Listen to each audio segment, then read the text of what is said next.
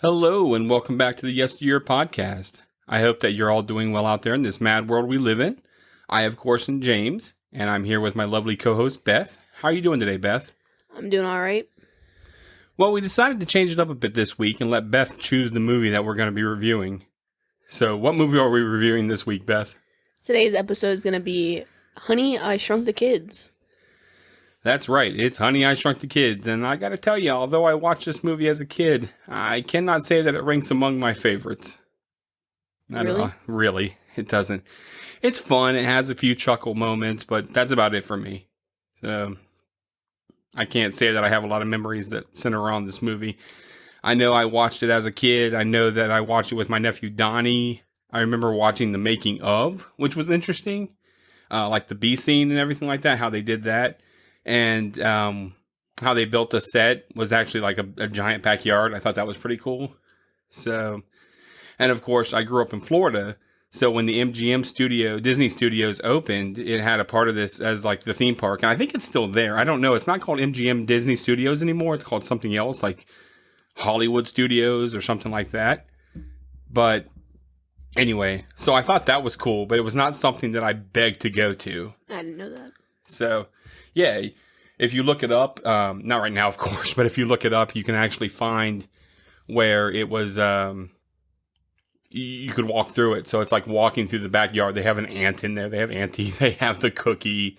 They have all the big blades of grass and all that kind of stuff. It's pretty cool. That's really cool, yeah. It is really cool. I mean, the idea of it is really neat, but it's just, I don't know. I never really had a hankering to go to MGM Disney Studios or Hollywood Studios, whatever it is, and then Universal popped up, and I was like, oh man, I'd much rather go to Universal Studios. So, all right, so the big question, why this movie, Beth? Well, when I first saw this as a kid, I think, before I watched it again, because I had seen this when I was younger, I could only remember the ant scene from this movie. Okay. Like, literally only that. And but I knew I liked the movie, because I mean it's a child friendly movie. It's take your family, put your kid in a seat for a little while, watch a movie.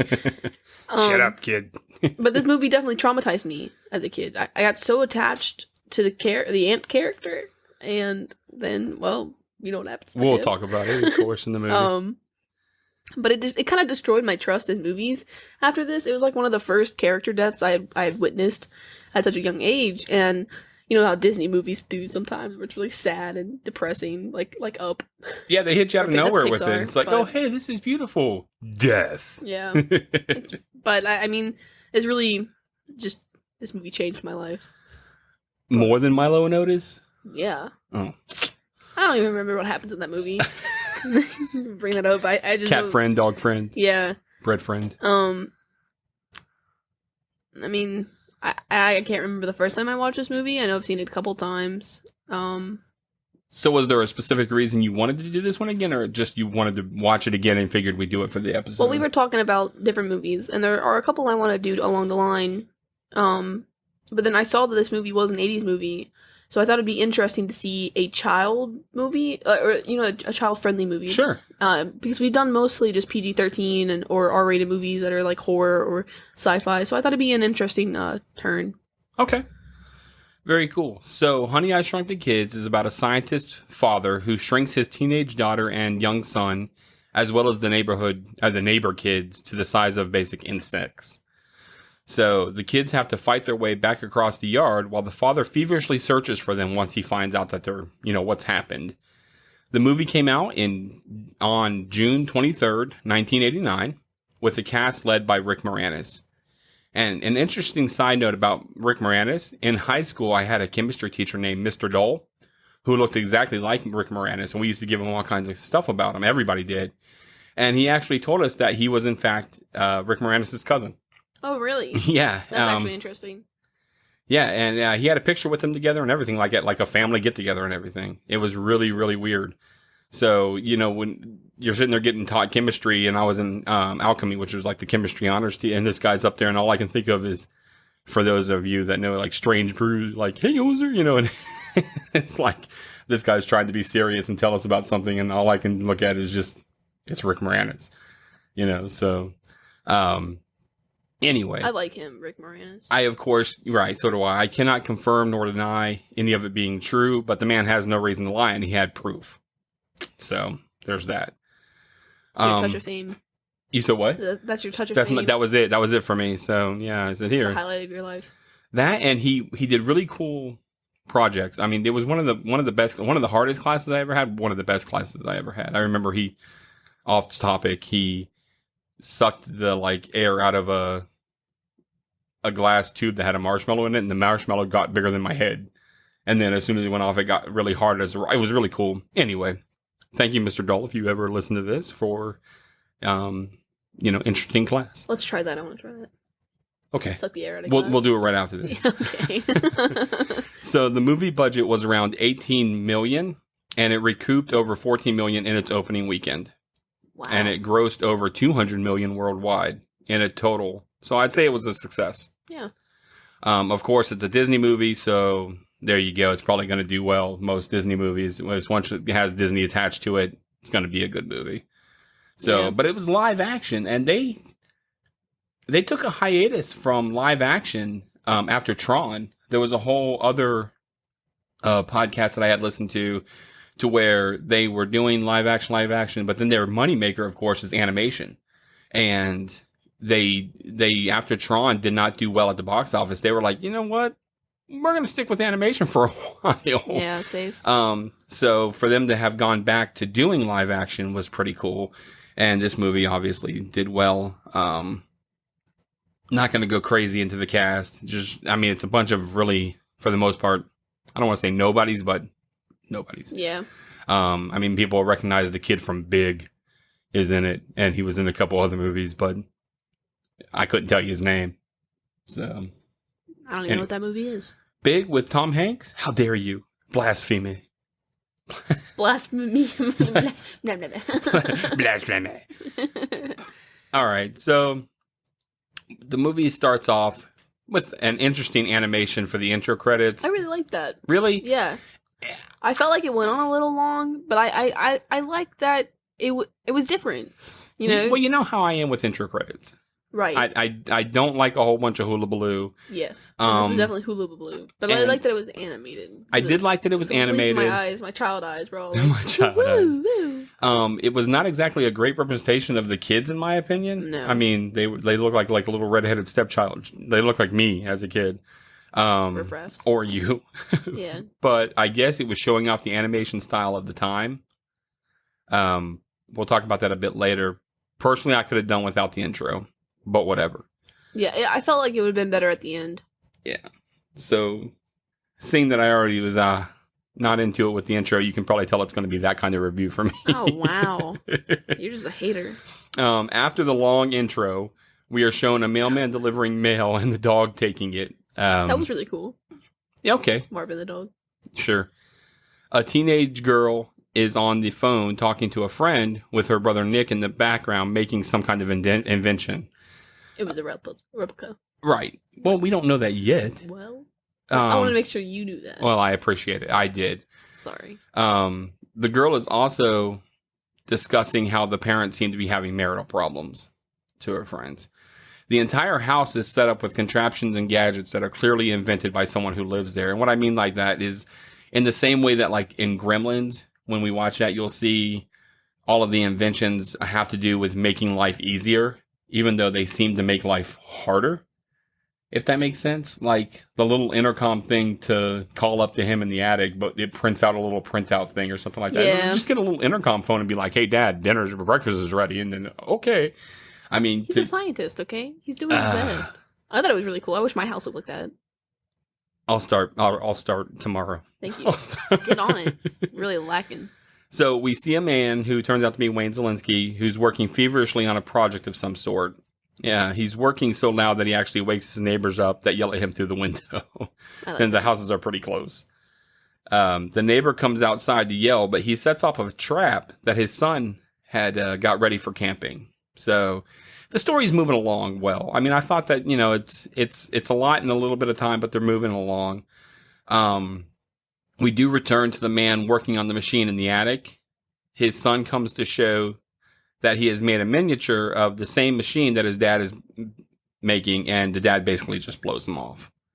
Typical dad stuff. Typical dad stuff. Typical Disney dad. The man attempts to experiment on the apple, but it explodes. He's trying to shrink it, he says, but it does not work. Apple bits go everywhere, and he looks defeated as the dog licks his glasses. Gross. Yeah. Hope be like worms. Worms from the dog or worm from the apple? Both. Apple worms. Apple worm. Dog worms. Worm apples. The neighbor is cleaning up from the trap that his youngest son set. He comes out into the hallway and runs into his oldest son, Russ. So the character, the dad, is called Big Russ, and then Little Russ. We find that Russ was cut from the football team for being too small, and who also does not want to go on the fishing trip at all. Like, he's not down with it. They have a little bit of a back and forth with that, and the dad is kind of not hard on him, but he gives him some heck. Typical dad stuff. Typical dad. But my favorite line from the movie comes from this little banter between two of them, because he goes, "The early worm catches the fish, Russell." Like, what? It's so dumb. But I mean, I like the character so far because it really shows, like, honestly, a typical American life. I mean, you have the hard on the son, like football wise, sports wise, dad who wants to go camping, fishing, and the wife, stay at home wife, and she's like defending the son, but also going against the dad. You know, I really liked it, and there's also a lot of colors in this, and it's very poppy. My attention was there. I was looking. You wanted it to be there. What? I like this movie. Wayne is running late for a conference, and his wife calls from her mom's house because that's where she's staying. I guess they had gotten into a fight the night before, and she decided to go stay with the mom. Yeah, that's what the daughter said. Wayne comes in and talks to Diane on the phone. She wishes him luck and says that she will be home for dinner, or be home later, I think she says. As Wayne leaves, Nick shows a neighborhood kid the remote control lawnmower, and basically Tom Sawyer's him into having him mow the lawn. You know what I mean by Tom Sawyer in him? Yes. The story of Tom Sawyer, where he gets the kids to whitewash the fence. Yes. So that he literally is just like, oh, it's so hard doing work. You know, yeah. He just convinces the kid to play with the remote control lawnmower. How nice for him. And the lawnmower is like beefed out. It's yeah, like I would have done it too. If you say so. It's pretty cool. It's like a little thing. The neighbors are prepping for their fishing trip, and the youngest son asks the dad to play some ball, but the dad has no time for him either. So I thought it was kind of interesting that the older son, Russ, is, you know, typical male teenage kid, really ugly. Doesn't really have anything that he wants to do. Meanwhile, the younger kid is like, I want to go on the fishing trip. I'm excited. Hey, Dad, play with me. And the dad's like, Mish. Typical dad stuff. How's that typical that he's just one son gets ignored and the other one doesn't? Yeah. Am I like that? That's how I grew up. Oh, whatever. I don't. You were the kid that got to pay attention then. Wish my dad took me fishing. Oh, you cried. No. Did I? Yeah. Yeah, you didn't like that the fish got hurt. That sounds about right. Yeah, it does. I've changed. No, I'm gonna take a bow. Oh. We return to see the daughter cleaning the house and dancing around while doing so. Russell stops to watch her and seems to have a bit of a crush on her, maybe? That's how I kind of took it. Yeah. Russell, the dad, gives Russell, the kid, a workout routine to help him get bigger and faster to make him the football team. I like this because he sees him looking at her and was like, okay. So he's putting in the effort to help his son out. He's like, okay, here's this. You got to get buff so that the girls will like him and stuff. Yeah. I mean, even though that's not gonna help him, he's really ugly. But he's all like, you gotta put your back into it, or lift with your legs. And he cracks his back. It was really. I like the scene. It was funny. Pop quiz: what other movie was Russell Jr. in? You don't know. It was Roxy Carmichael's Coming Home. You didn't even give me a chance to with answer. Winona Ryder. It's because I know you don't know. I saw the corner of your eyes go all like, what is this pop quiz? We never done that before. I was scared. So Russell Jr. has zero interest in the workout or anything else for that matter. Big Russ sits and goes to smoke, but spits it out as soon as his wife is coming outside to bust him on it. So I thought it was funny. I was laughing. Did you? Yeah. Were you laughing? No. The parents continue packing for the trip while Ron hits a baseball in the backyard. He hits one up into the attic of the Zelensky's house, and it turns on the machine, lands on top of it, kind of blocking the red laser thing. So the machine starts going haywire while shrinking things. So Rush drags Ron next door to tell them about the ball going into the attic and breaking the window. And after some back and forth, Nick takes Ron upstairs for the ball. While up there, the machine shrinks them off screen, and we cut to Wayne giving his presentation. It's not going well at all for him. So what did you think at this point? Well, I think that the movie... I mean, I really liked it because, again, the characters are really cool. They're all very different. Thinking when I went to go watch this again, I remember that some of the characters fell in love. Or, like, you know, like the little Russ and Amy. I figured it was going to be, but I also thought maybe it was Ronnie and Amy that was going to have, like, some kind of weird thing. I couldn't remember, but well, why are you looking at me like that? Really? Ron and Amy? Ronnie, yeah. He's like 10. He didn't seem that much younger. He was younger. Well, I mean, I knew he was younger, but it still seemed like because he picked on her and was like blah blah blah. And they had some back and forth later on in the movie, and then they're alone for a little while. So that's how I thought it was going to go. Okay. Again, I couldn't really remember, and the other kid was really ugly. So personally, I would not have gone for him anyways. All right. But well, Wayne, like I said, his presentation doesn't go well at all. He basically gets blown off, made fun of by his colleagues, minus one person. One guy comes up and is like, "Hey, you know, it'll be okay. It'll get better. Remember, you know, this, that, and the other." So then we go back to the house, and the sister and Russ go upstairs to look for their brothers because they're like, "What's taking so long?" And the machine shrinks them as well. Yeah. And now we learn the fate of the other brothers because they're all shrunken. They're like, "Hey." It's not until this point, honestly, that we didn't learn that the sister's name was Amy. Didn't hear the name Amy, I don't think, up until this point when Nick is running like, "Amy." So, because I usually start to put into my notes of when their name happened. I think that maybe he might have said something when he was giving out the chores, where he was like, Nick mowed the lawn, Amy cleaned up the house. I don't know. I don't remember. All right. I think maybe you're right. I don't know. I really like when movies have really interesting looking props. Like the floorboards had the giant holes in them. And right. The scenery in this was really interesting to me. Really, like, because everything was much bigger, and then the floors had the cracks in it and everything. Right. I'll give you visually, this movie did it. Yeah. I mean, it really, they put in the work, they took the time. You can see that even hey, Amy, your date's here. That made me laugh hard because that's so stupid. The dead fly is there thinking, "Hey, Amy, your date's here." So I give him that point. That would have been, I would have thought when you always pull your favorite lines out of like humor, and somewhere unexpected, and honestly I thought that was going to be it. I thought that was going to be your favorite. I forgot about that. No, I liked, because it's so fast and just really added. I like that.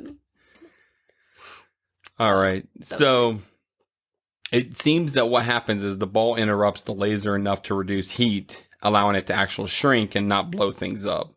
Wayne comes home looking for the kids but can't find them. It would seem he would be shrunk. Oh, I'm sorry. Oh, he would have been shrunk as well. But the machine moves and the ball rolls off. Yeah. And it hits the power button and it turns it off. So Wayne walks around trying to figure out what happened and then beats the machine up in frustration. Would have been a real shame if the ball had just rolled off and then the laser was trying to go after him, because then he would have exploded like the apple. Oh, heck yeah. That would have been a really dark turn. I also thought that it was kind of poor placement that you had that pointing right at the door like that. I mean, maybe we don't point a giant laser that blows stuff up right at the door.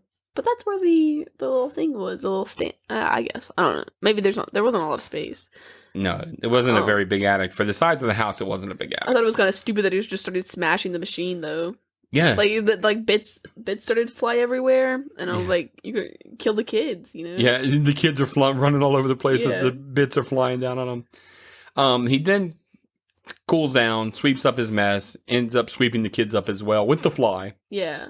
Ugh. He puts them in the trash bag and takes them to the back of the lawn over the fence, which I thought was kind of interesting that they have like a little back alley behind the house. I like that.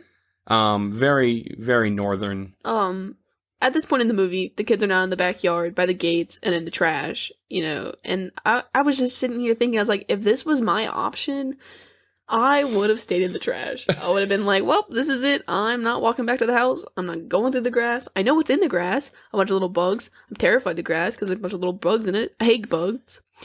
And I know that, like, obviously in this movie they couldn't depict it as it all, like, really is, but there are hundreds of bugs in grass, like, everywhere. Right. And I would have just cried. I would have been like, all right, this is it. I'm not doing it. Right, because basically at that size, all you are is just food. Yeah. You're just meat. Yeah. No. What do you think your Sorry. reaction would have been? Probably, I would have pooed. Pooed. Yeah. I would have pooed. That's what I was waiting for. I would have pooed with the, when he was trying to sweep, maybe trying to sweep me up. I would have jumped down into one of the cracks, man. That's true. I mean, I found it funny that they just kept running and everything like that. I'm like, just get in the crack. Whatever. That's just Well, what me, if you get in the crack and you can't climb back out? What if it's perfectly you-sized, so you can't fidget your way back out and you're stuck in the crack? All right. Whatever. I mean, it's better than trash. Man, I'll tell you, I would be really upset if my dad swept me up. Yeah. I would not be thrilled. So they cut a hole with a knife in the trash bag and find that they're all the way across the backyard. Ron is the first to venture out into the yard via a blade of grass like a slide, which I thought was really cool. Like, that was the one thing about this movie, like, as a kid that I do remember. Because 89, I was, like, 12-ish. So, I mean, Same. I remember 11, 12. Oh, were you in 89? And so I remember that aspect of it. Like, oh, man, this would be really cool to go slide on this stuff and play and be, little like that. But the other side of it is, man, I don't. No. I was never an outdoorsy kid. I like to be inside where there's air conditioning and it's cleaner. Because I didn't like the bugs. I only ever liked the roly-polies. We'd go outside because we used to have that white. It looked like this kind of, but it was outside in the backyard, mm-hmm. and we would sit on it, and then we'd look down, and there was like hundreds of roly-polies all the time. Yeah. And we would just like roll them around and bring them inside, put them in the bathroom. Gross. We did it. We named them, and then they would die, and I'd be like, "Why are you dead?" Or we'd just like throw it to the side, whatever. Oh, it's so good. A good fate for them. Yeah. I'm not a good person. And watch out, fish. Watch out, fish. I'm coming for you. I'm coming for you. But yeah, I mean, I guess that's why I never, watching this, that really actually didn't appeal to me. I like even now because the bugs. I don't want to be in the grass. I got you. I also feel like there's just a lot of death out there. You're in the soil. You're gonna fall into the soil. It's not as compacted as it looks when you're above. Right. So you step on one spot, you just fall into the ground. Yeah, they did. That is, I mean, of course, for the movie they have to make it look that way, but that would be a very good point. That it's very broken, and it would have been much harder to walk back. Yeah. I believe than what they made it to be. Yeah.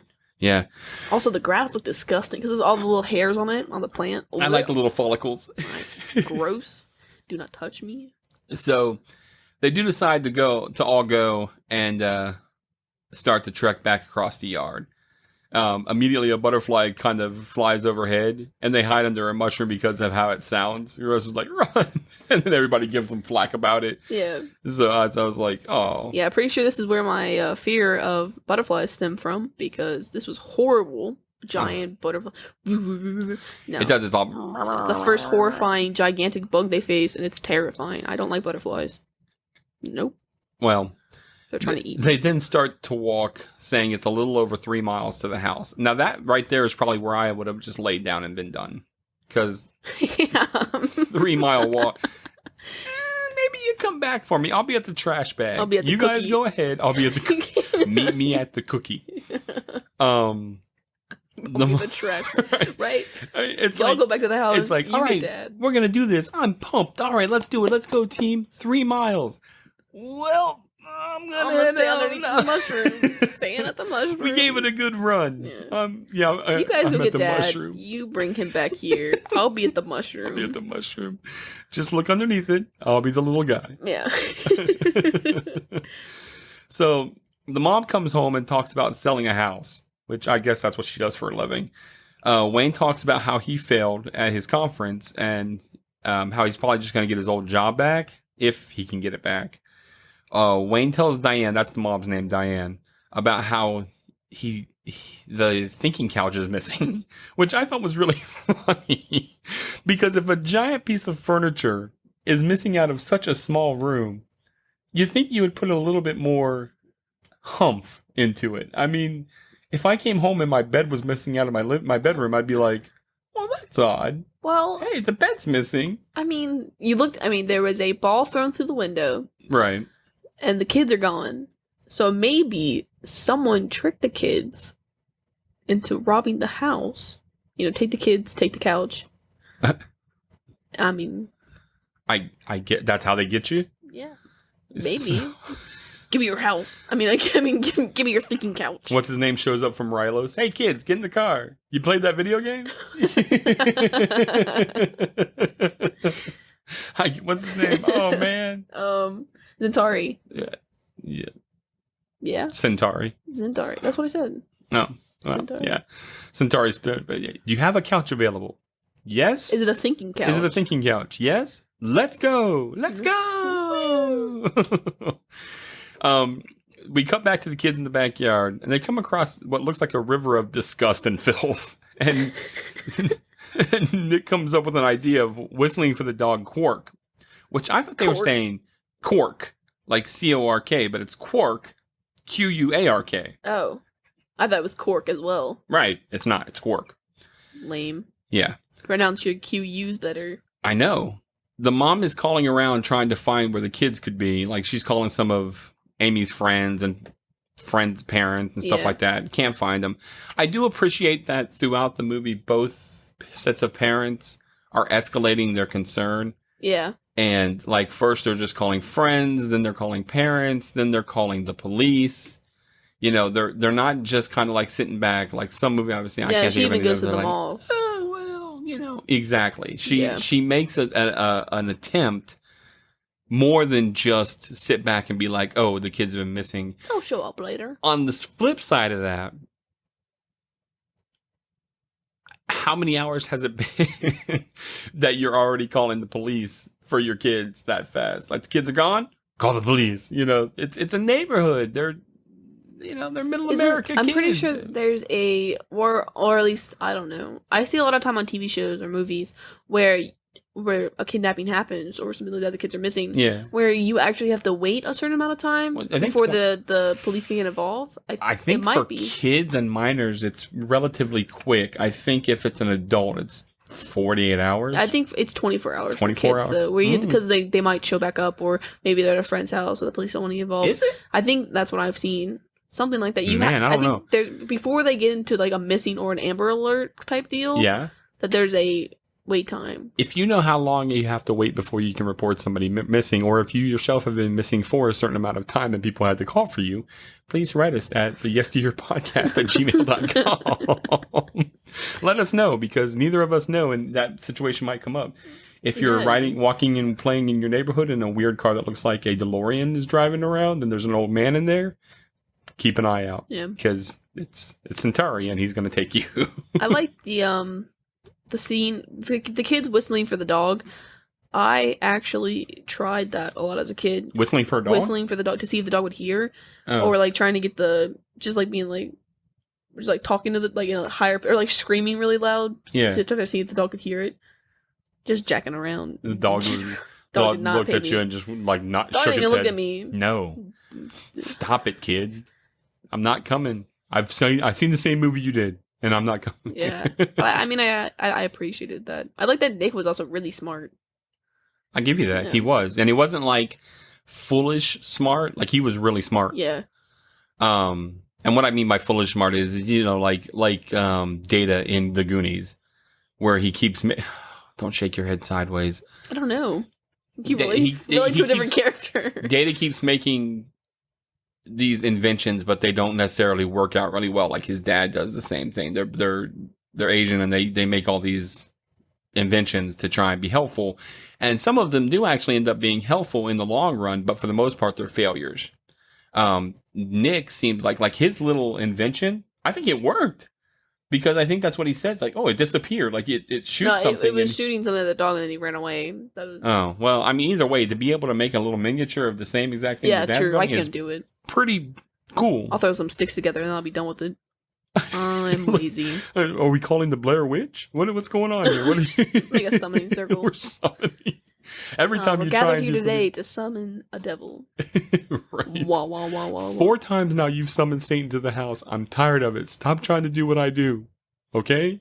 I want to be like you, Dad. I want to be like you. I'm a Let's network. Go fishing. I don't do anything with circles and pentagrams. Stop it. That's when you start checking your kid's scalp for a 666. Right. You had 2 6s. We just caught you in time. Oh, good. Yeah. You had 6 and 66. 3. Too bad. Oh, 3. Just my luck. Right. Not the lottery on this one, boys. Not even quite. Sorry. I'm a dud. You're a dud. Throw her back. Like a fish. Throw her back. I flop around. So, nice. So anyway, Russ decides to climb up the flower after Ron because Nick is like, hey, we'll call for Quark. So Nick goes up, Russ goes up. I think he's trying to impress Amy. Yeah. And then Ron's like, yeah, well, I'm going up too. But then the next door cat comes and scares off Quark, and Nick falls into a flower full of pollen. Yeah, this is horrible. But luckily it's too big for Nick to really have an allergic reaction, even though he still sneezes. And I liked how he was like, psh, psh, psh, like shoving it in his face. Like, it's too big for me to breathe. And it's like, bam, bam, bam, bam. I was like, oh, that's fun. Yeah. And then there's a giant bee. Not yet. What? I mean... it's coming. Relatively fast. Yeah. It's like we discover that the parents next door are also missing their kids. Because they're like, hey, the kids are missing and we got this fishing trip coming up. Where the heck are the kids? They were just back here. But then we do go back to the kids. A swarm of bees comes over and the bee collects the pollen that's all covering Nick. So It collects Nick. And then Rush jumps on the bee's back to help Nick, and they go on a wild ride on the bee, which again was really cool how they filmed it. I would have pooed. I would have let go. That's when I would have died. I would have been Nick. I would have fallen into the flower and been like, ha, I can't breathe it in. Ha. You would have had to climb the flower first. I probably would not have climbed it. No, you've been looking at, well, it's time to head out. Like, every time we do something, you're quitting. All right, I'm gonna head out of here. I ain't climbing this damn flower. Well, if I had climbed up, I probably would have been stupid and would have been like, "Oh, I'm gonna climb it," right? And then fallen and hurt myself. And had to be left behind. Great. We have to shoot her like a horse underneath the mushroom, curled up like a ball, Dondi style. Yeah. If you don't know what we're talking about, you listen to become a Patreon. Listen to the Patreon episode, fantastic episode where my sister Dondi's response to trouble is to curl up in a ball and just wait it out. I guess. Yeah, that's how I'm doing this. Nice, but. Yeah, if I had gotten on the bee, or if the bee's trying to take me, I'm gonna let the bee take me. Maybe I'll become a bee myself. I'll live a good life. You know how, like, wolves raise children?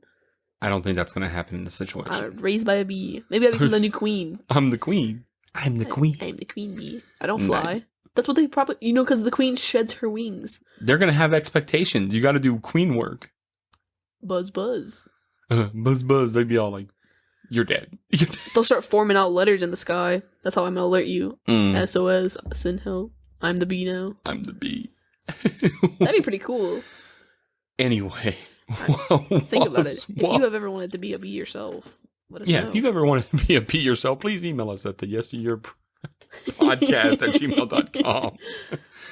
So while swinging the bat at the bee, Wayne realizes that the bat and the broken window are related, and goes and finds the thinking chair has shrunken, which was shrunken? Shrunk? Shrinking. Shrinking. No, it's not shrinking. I think it's just shrunk. I think it's just shrunk. All right. He then realizes that he may have shrunk the kids as well and thrown them out. So he goes to the backyard to look for them and climbs along the fence so as not to step on any grass. And I give it to Rick Moranis props for this because he is a little freak.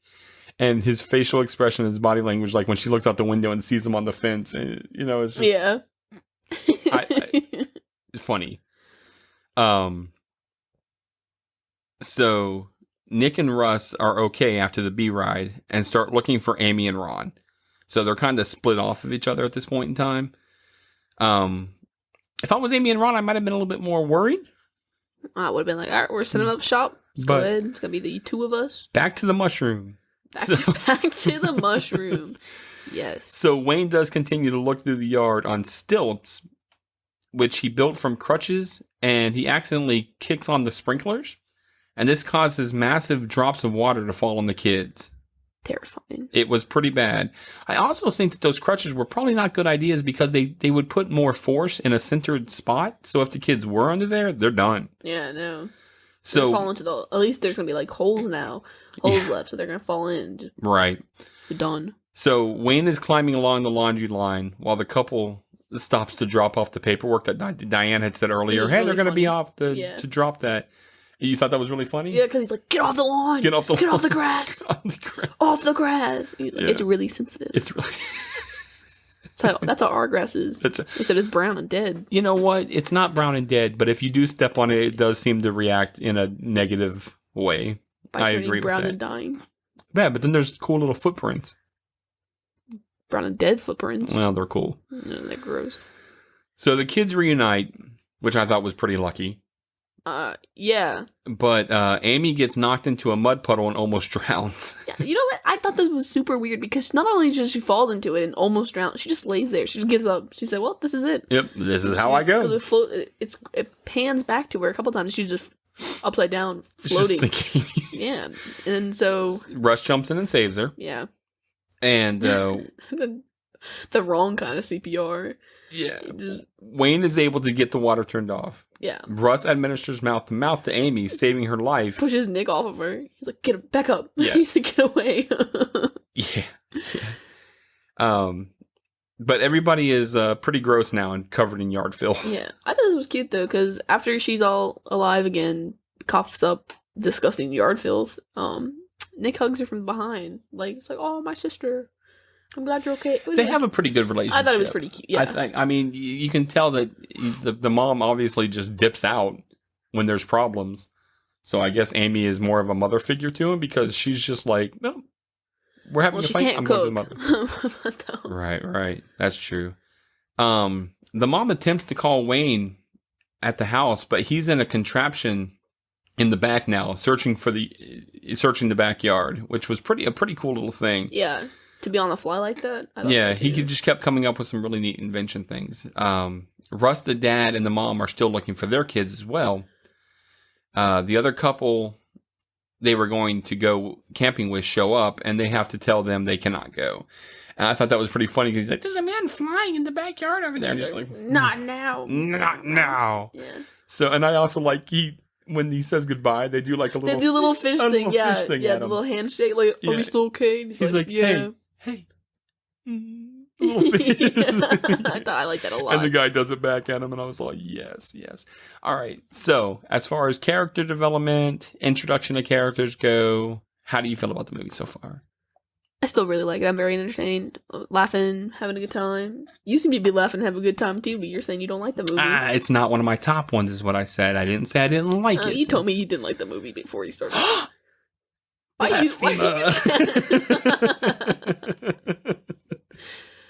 You don't say that I said those things. You were even we don't talk about what we talk about off the air here. We were talking about even earlier in the episode just now. You were like, "That's my tone for this episode," and you could tell. It's my tone because I'm not jazzed about it. I didn't say, but I also you said seem jazzed now. Well, I'm not. No, I'll get sad face and sad voice. I'm not jazzed. So, did the movie make you want to suck in more? Did it suck you in more? Did the movie suck? No, it did not suck. Did you feel that the movie sucked you in wanting more? That was sad. All of that whole thing that just happened there was tragic. Tragedy. So we don't try things. You just sit there and you're blasphemy. What was the question? Did it suck me in more? Yeah. Did it make you want to watch more, like the water scene and how it was moving? I mean, I was it a definitely good entertained. pace? Yeah. Yes. Yeah. It wasn't slow like Fright Night. I was definitely having a good time. Yeah, I was entertained. I liked how everything was nice and imaginative. I mean, it was kind of like... Sorry. I was just thinking they're walking along in the backyard and they come across a little naked body with a stick in his chest. like evil Ed. And I'm like, oh, what the heck is going on here? Anatomy Park from Rick and Morty. Oh, yeah. Anyway, sorry. Go ahead. Well, you were very entertained. Yeah, there it is. That's all I have to say, I guess. You ruined the mood. Dead kids. Sorry. I'm just throwing. It's just funny. It was just funny. That's how my mind works. I just all of a sudden I'll see something or think about all something. you think about is dead kids. And I see the image. You're right, and they're very funny to me. That's how I am. Sorry. If you think that dead kids are funny, please write us here at the podcast@gmail.com. No. Please don't. I don't want to hear I don't want to hear about it. And that, of course, the dead kids is a reference to Fright Night, not to dead kids in general. Anyway, back to the movie. Amy and the other kids are cleaning up, and Amy thanks Russ for saving them. For both of them, for Nick and her. This scene made me so mad. See, because I kind of liked everybody at this point. Like, there was not a character that I didn't like. And then Amy goes up to shake hands with Ronnie. Right. And to make a truce. And he's like, well, I guess so. And this girl destroys this man's trust in women for the rest of his life. Puts mud in his hand. Puts mud in his hand. And then man, laughs. you wrong for that. You wrong for that. Yep. Poor Ronnie. I thought you were a lot like Ronnie. He reminded me of you. I dig that. I'm not sad at that. That was I like how you as a kid. Hey, Amy, your date's here. I could see myself saying something like that. I always like to think about an aftermath with these movies. You know, kids growing up and what they're going to do and everything. And I kind of see that. But if this is how the movie just, like, ended, like, around this part, and they were just going to be grass children, she would have ruined his poor trust in girls. Because, I mean, that's horrible. She goes up to him and is like, hey, you know, let's be friends again. And he's like, oh, here's a girl that I've been, you know, trashing on. I guess we'll be friends. Yeah. And then she just does that to him. Right. Poor boy. Would have ruined him. I don't know. I like she smiled at him. This is also the part. In his hands. Yes. Where Nick asks what was Russ's inspiration for saving Amy, and Russ says French class. Yeah. And that's important for the dumb ending. And that's why I get sick face when I think about this, because whatever. Well, I didn't like him. I mean, that little Russ, no. He was. They should have casted somebody else.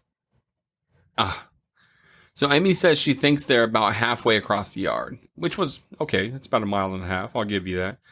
The kids are talking about being hungry and run into a giant cookie. I thought that was pretty. I'm tearing up. Okay. It's coming up. Convenient is what I was going to say. I thought it was pretty convenient that they're all hungry and there's a giant cookie. They decide to start eating it, which I thought was gross, and are interrupted by an ant. No. Nick comes up with the idea that they can ride the ant back to the house and make quicker time. So the boys attack the ant while Amy yells at them to get off. Like, she's freaking out the whole entire time. Stop it. Don't do that. Blah, blah, blah. Then she offers a piece of the cookie to the ant and it starts following her. So basically she tamed the ant. So... During and the ant tamed us all. Tamed my heart. Tamed my heart. During this time, Quark grabs the other end of the contraption that is holding up Wayne, because he's floating around, like, flying in the air. Dumb. And it starts to spin him really fast. How did it get going that fast? Well, the dog ran around. Right, but I mean, it went really fast. Yeah. So it went so fast that he flew into the neighbor's yard. You saw him go through by in the window into the pool. That was funny. I thought it was humorous. Made me chuckle a little bit. Ha ha. Yeah, my old man heart. We go back to the kids riding the ant using a cookie on a stick to make him go faster. Later, the mom returns home and is now seriously worried about the kids. She reports the kids missing to the cops, where the Thompsons next door are making a report as well. We also find out that Russ was not cut, but actually quit the football team. And there's a whole banter back and forth between the mom and the dad that kind of shows the relationship of what the dad's putting a lot of expectations and pressure on the son, which I thought was a good typical dad thing. Okay. Put a lot of on putting themselves on the child, wanting them to be what they are. They couldn't be. It's hard for the poor kid. Oh, if you say so. That's why kids quit things. Oh, is it? I mean, I'm just assuming. Wow. I'm just assuming, not that you would know. Not that I would know anything about Wayne finally comes clean about the machine working and that he has shrunk the kids. It's a pretty good scene where the cops come and Wayne tells him the kids are in the backyard. And the mom faints. I thought it was funny because like he's like, yeah, they're shrunk. Boom. And then the cop, and he's like, oh no, they're fine. You're absolutely wrong. The kids are in the backyard. And then, right, honey? And she goes right down like a bird. You must have the wrong house. Yeah, which you must have the wrong house. You called. So yeah, the kids are allowing the aunt, now called Anty, to take a recharge, and they realize that they are not going to make it home before nightfall. So they decide to let Anty go, but Anty now wants to stay with them. We cut back to Wayne and Diana in the backyard, and they are both hooked into the apparatus that Wayne had created to hover above the yard. Russ's dad, or Russ the dad, if you wanted to say, went out to smoke and takes a few drags, but then flicks the cigarette into the yard right near the kids. I guess that's lucky. And I also have an issue with this because the smoke would be overwhelming coming off the tip of that cigarette like that. Yeah. If they were close to that, I mean, that's really bad health. Yeah. Because it's unfiltered nicotine and tobacco smoke going right into the lungs. Second of all, again, I know it's a movie and we have to have the part, whatever, but it just, I don't know. I don't know. The heat would have been monstrous to their size. It just, whatever. They needed something, I guess, to burn. And there you go. The kids use the cigarette to make torches. Diane decides that they need to tell the Thompsons about the kids being shrunk, but Russell, the dad, has no time for it. He doesn't believe them at all. The Thompsons are not happy, and they leave upset. Even though he's showing, he's like, look, the thinking chair is now shrunken. Yeah. Shrunk, as the kids, I believe, are shrunk, and this is what happened, and sorry about shrinking your kids. Also, I smashed up the machine, so the likeliness of it working again is probably really low. Right. Unfortunately, your kids are probably going to be dead, and so are ours. But hey, we're talking. It's good for the yard. It's good for the yard. The kids continue walking with the torches and find the Lego piece. They decide to use it as a place to sleep for the night. Amy and Russ share a bit of a moment, and then we see Diane sitting in the backyard worried, and Wayne comes out to talk to her, and they have a good heart-to-heart as well, talking about getting the family back together and everything like that, that her work is obviously taking her away, because she kind of alludes to the fact of how many times she had to show the house to the family and everything like that, and then he talks about how when he gets a project or he gets going in work, that it just absorbs all of him, that he cannot focus on anything else. So they're both pretty much saying, look, we need to do better jobs as being partners and being parents and being a family. And I like that. Very I liked friendly. it. Yeah. It was wholesome. It was a wholesome comedy. Yeah. So Amy and Russ discuss about why he has never come over before, and they kiss. And then at this point, a giant scorpion shows up and starts to attack. So it has Ron trapped in the Lego. Why is there a scorpion? I don't know, man. You got scorpions in your backyard. There's a bad situation going on. I understood the Lego. Because, there'd be times where we go out in the yard and I would just randomly find toys that we throw out there. Or something, I understood that. But a scorpion? And scorpions are big. Like, they're bigger than... you can fit in the palm of your hand. Yeah, but, grass-wise, it looked really small in the grass. It was like Lego size. It was smaller than the Lego. It was smaller than the Lego. So, I was so upset. Well, they had mini scorpions. Mini scorpions. Babies. It has Ron trapped in the Lego. Russ hits it with one of the torches, and then Anty comes in and battles the scorpion. The scorpion stings Anty, and the kids attack the scorpion. No, he doesn't just do that, okay? He grabs Anty first, almost like cuts his head off, and then starts picking at its skin, tearing it up, and then stings it before the kids can get there in time, and then chucks it away. And it screams. It's screaming! It is horrible. As a child, okay, I hate insects, but I don't mind ants per se. There's a memory that I have where I was like, it was, I want to say it was our house, but I don't know. I mean, I was everywhere as a kid, in somebody's house, and there were like hundreds of ants, and I was just sitting on the floor, letting them crawl all over me like a disgusting child. But I had one that was on my hand that I was watching, and I flipped my hand over, and then flipped it back over, and it was gone. And I, as a kid, I thought I absorbed it. I thought I just, like, absorbed the ant. I was like, well, I guess it's a part of me. And then I saw this movie, and it changed my life. The scene changed my life. I don't remember it being as horrible.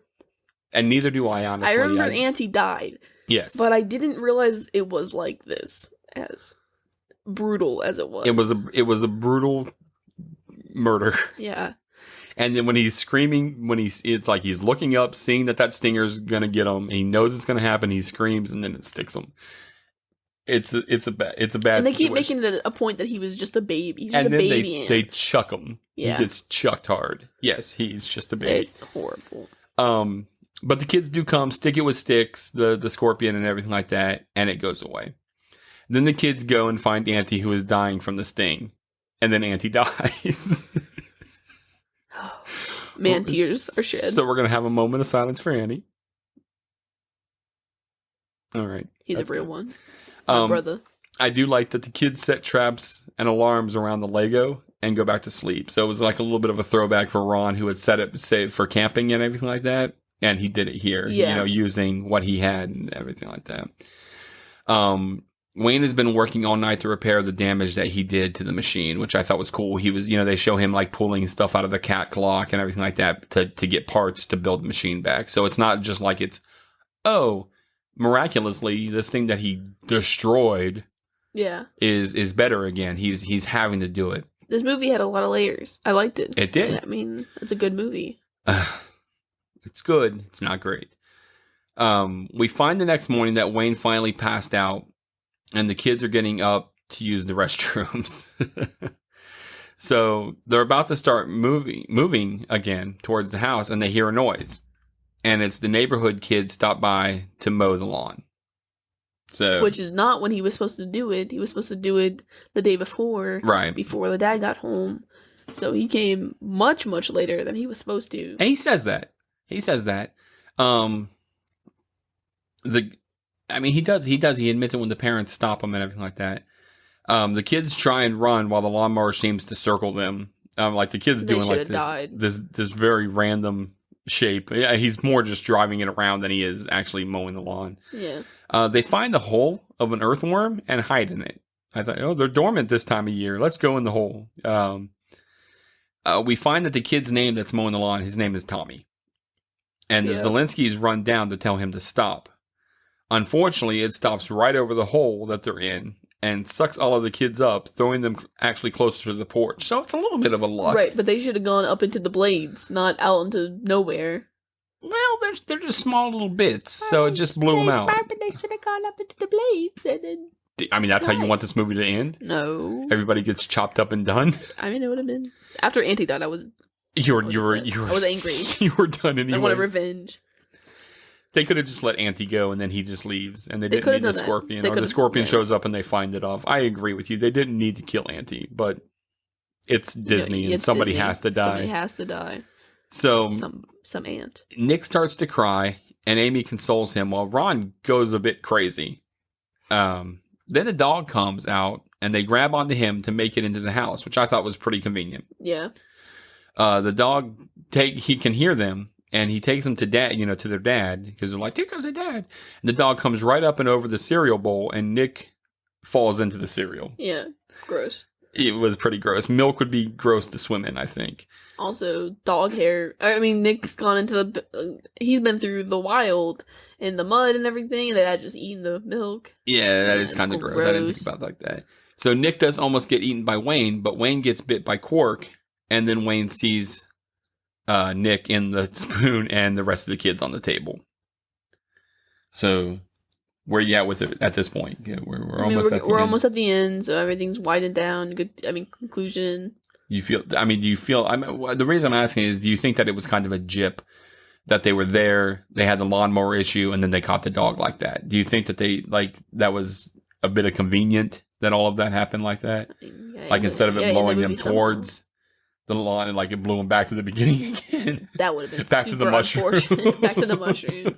All right, I've done my part. Well, we're back at the mushroom again, so I guess I'm gonna go ahead and rest. Rip Van Winkle. Oof. Yeah. And that's not a movie. That's just a person. I think he really existed. I don't know what you're talking about. Rip Van Winkle? No. Oh my gosh. Who raised you? Sometimes I think you're just crazy. I mean, that's for sure. Just naming people nobody knows. So they still find that the machine is blowing things up. And the kids actually like pantomime out a way of like to save for the baseball, which causes Wayne to realize that the laser is the issue. Yep. Too strong. So he tries it out on Russ and the dad. Would have been another really dark twist if they just blew him up. I thought that, I'm like, why don't you try it on something else? Like, like the dog or not something living? Well, they needed to try it on something living. What the point was that? Well, first you see if it does shrink and unshrink. Then you can try it on something living. I thought he did try it on the apple.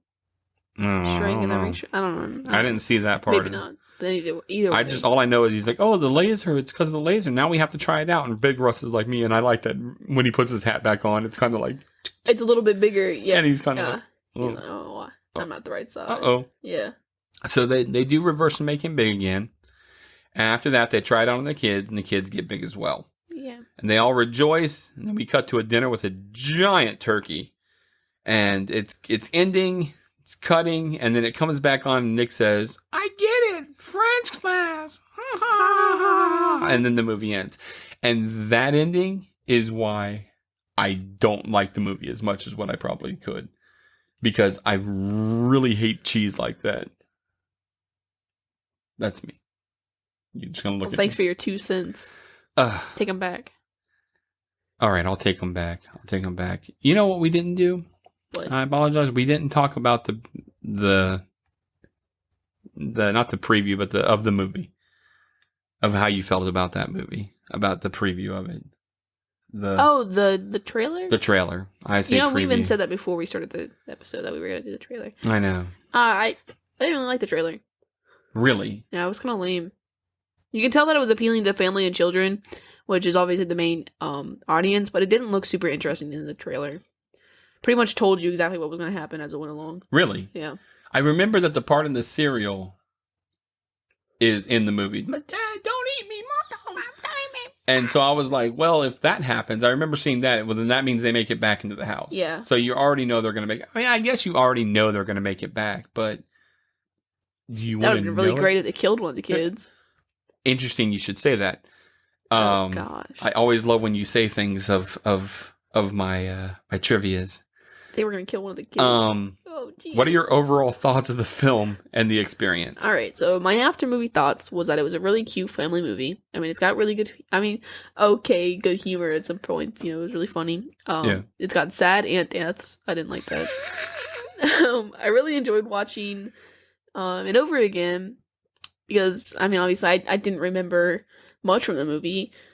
There was actually a scene that I thought was in this movie, but I guess it's from a different movie where, I want to say the kids are really small, but there's a scene where the girl has to eat a banana. Like, it's really important that she needs to get potassium, or a boy needs to eat a banana. Something about potassium. That really needed. I don't know what it's from, but I thought it was from this movie, and it was not. Bro, I have no clue what you're talking about.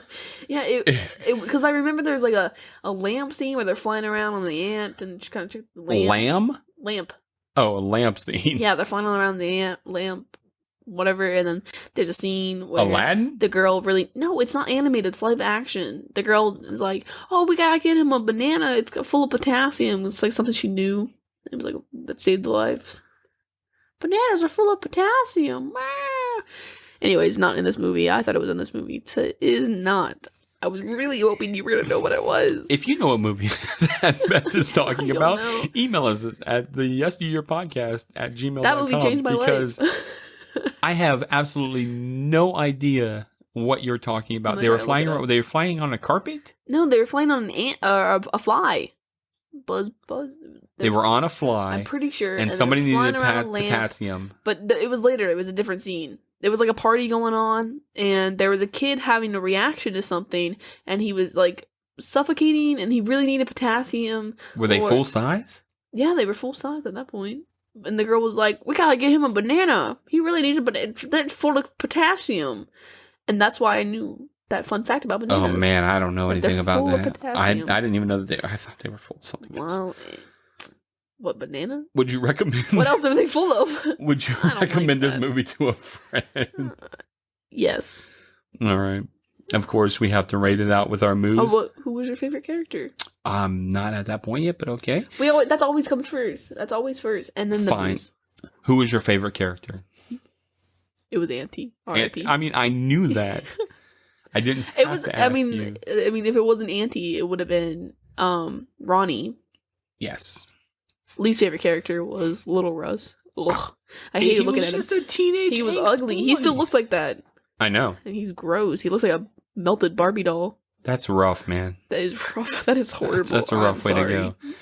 Yeah, Anty definitely takes the cake as being a favorite character in a movie, and that's my dog. Oh my gosh. And what was your favorite scene? Favorite scene would have to be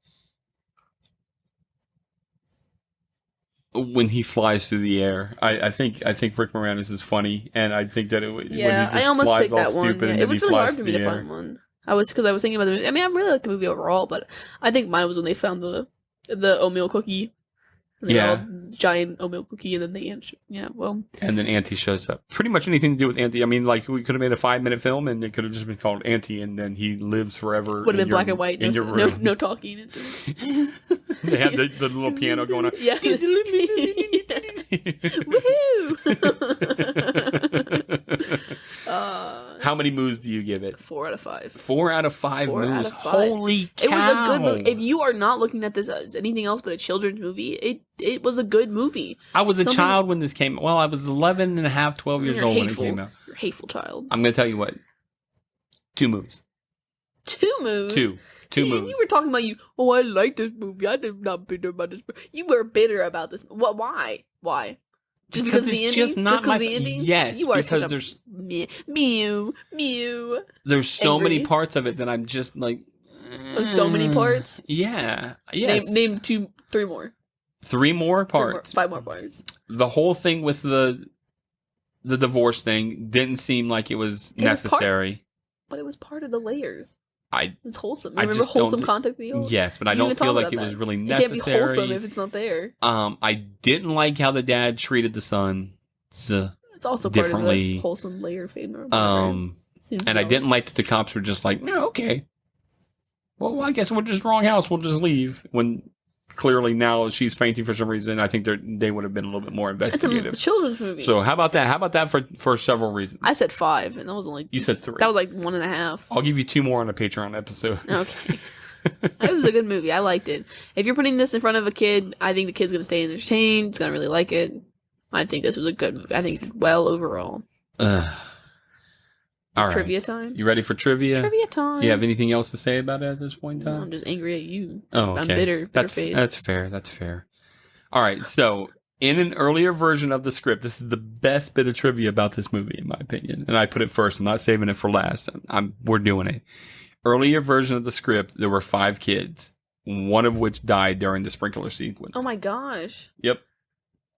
So oh no, that would have been horrible. I think that would have changed everything. That would have changed the tone completely. At that point in time, Zelensky's pretty much either murdered one of his kids or somebody else's kid. Yeah. By shrinking them. And then if as his wife, that's it. We're divorced. Oh, we're done. Yeah. Yeah. Your obsession basically murdered one of my children. Oh, if I'm a neighborhood kid, the neighbor? Yeah. You're done, sir. Yeah. You killed my kid. So, yeah. I thought that was really interesting. And, of course, like I said, that's an early version of the script. That's tough. That's really tough. So then they said, well, we can't kill a kid. What can we kill? An ant. The film's original title was Teeny Weenies. Teeny Weenies. Teeny Weenies. Yep. Which was rejected on the ground that it sounded too much like a kiddie movie. Yeah, Teeny Weenies. Yeah. I don't like that. And it had no appeal to an adult, so they changed it. The film original release date was actually December 1998, but it got pushed back, and I'm not sure why. I actually looked to try and figure it out, and I can't figure out why, but for some reason they pushed it back 6 months. It probably was coming out against something.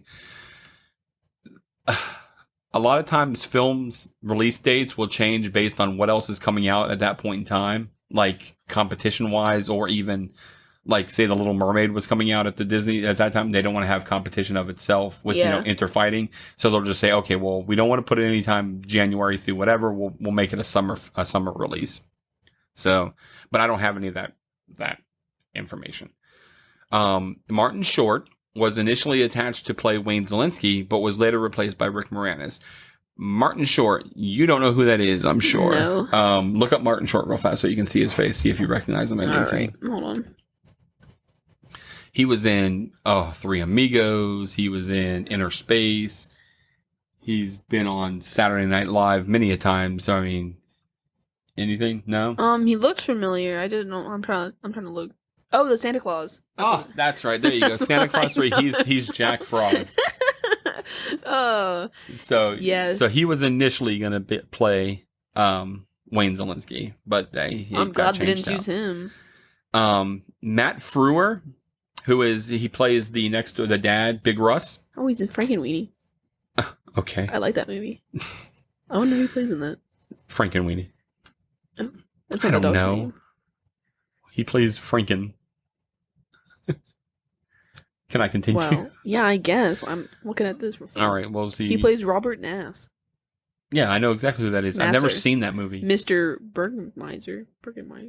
I think that was Tim Burton's first film, and I've never seen it. It was not his first film. Okay, well, we'll look it up. You were such a fake fan.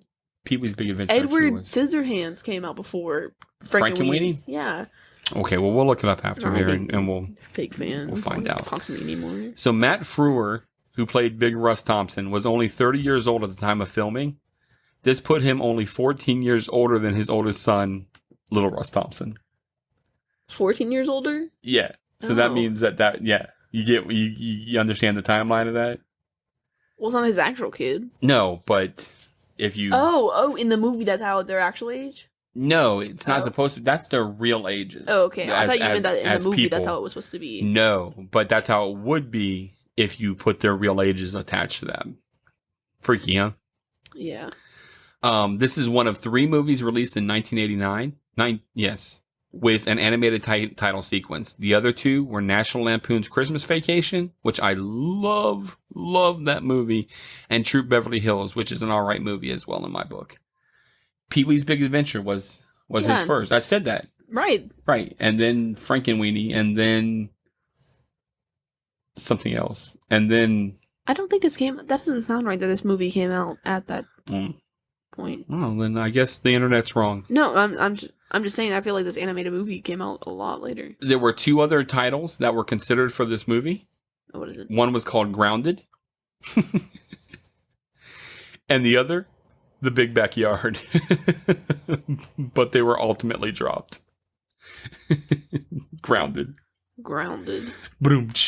Ha ha ha ha. No? Sorry, I'm looking this up. It's a different Frankenweenie. The one that I'm talking about came out in 2012. The one you're talking about came out in 1984. Anyways. There's Grounded. 2 different Frankenweenies? Yeah, this one came out, Frankenweenie, October 5th, 2012. Yeah. With the dog. And then there's the 1894 or 1894. Here's this piano. One, which is the real dog. See, that was the one that I always thought that people were talking about when they talked about Frankenweenie. I'm always talking about this one. I love this movie. Hey, speaking of Frankenweenie, did anybody else hear that they may be doing a Hocus Pocus Part 2? What does that have to do with Frankenweenie? Nothing. I just thought that it was just interesting. It's not.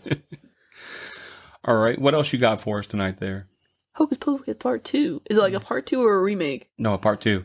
Like a Part 2. That's lame. Yeah. I'd go watch it, though. Yeah, I don't know that I would go watch it, but I would watch it when it came, like, if it was on TV, I'd probably be like, okay. Or I would watch it on TV, I mean. My gosh. I would dress up as a pirate and watch it is what I meant. Arr. Yeah, R. It's R-rated.